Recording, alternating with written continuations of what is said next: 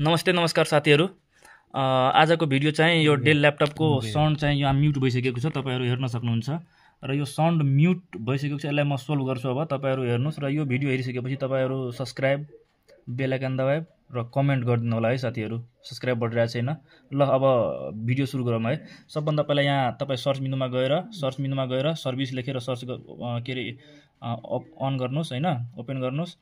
अब यो सर्भिसमा windows audio search गर्नुहोस् है। विन्डोज अडियो डब्लु थिच्नुभयो भने नि तपाईँ यहाँ हेर्नुहोस्। अब म बिस्तारै सर्च गर्दै जान्छु, हेर्दै जान्छु। विन्डोज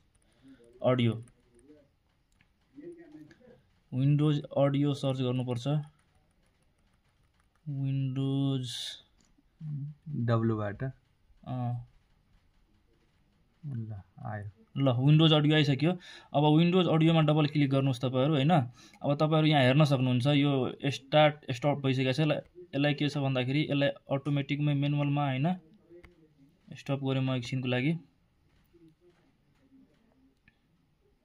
अब स्टप गरिसकेपछि यसलाई अटोमेटिक गरिदिनु होइन, स्टार्टअप टाइपमा अटोमेटिक गरिदिनुहोस्। र यसलाई के गरिदिनु भन्दाखेरि स्टार्ट गरिदिनुहोस् है।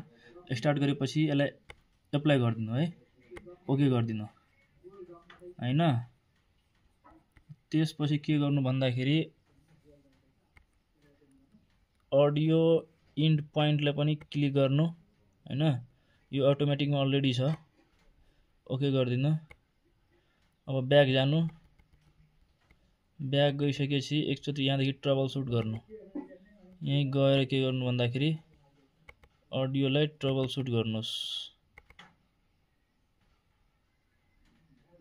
सेटिङमा गएर अडियोलाई के गर्नु भन्दाखेरि डबल क्लिक गरिदिनु, रिसेट गरिदिनु। अब यसलाई के गर्नु भन्दाखेरि रिस्टार्ट गर्नु है साथीहरू। यसलाई के गर्नु भन्दाखेरि रिस्टार्ट गर्नु।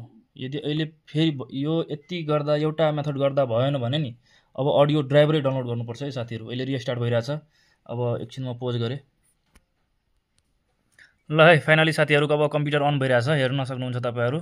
अहिले यो विन्डोज 10 थियो पहिला, यो अपडेट भएर विन्डोज 11 बनिसकेको छ होइन। अब यो कम्प्युटर खुल्न आँटेको छ, रिस्टार्ट गरेको थिएँ मैले। ल है फाइनली साथीहरू तपाईँहरू देख्न सक्नुहुन्छ यहाँ अडियो आइसक्यो। हेर्नु त यहाँ तपाईँहरू, अघि अडियो थिएन, अहिले हेर्नु त, हेर्नुहोस् है यहाँ हेर्नुहोस् त। अघि म्युट थियो होइन, रातो कलर देखाइरहेको थियो, अहिले हेर्नु त एकदम आइसक्यो, अडियो आइसक्यो। अब ल्यापटपमा तपाईँहरू पनि यसरी नै कम्प्युटरमा अडियो म्युट भयो भने सोल्भ गर्न सक्नुहुन्छ है साथीहरू। ल हस् त, अब यो च्यानललाई सब्सक्राइब र कमेन्ट गरिदिनु होला है साथीहरू। हस्, थ्याङ्क यू, धन्यवाद।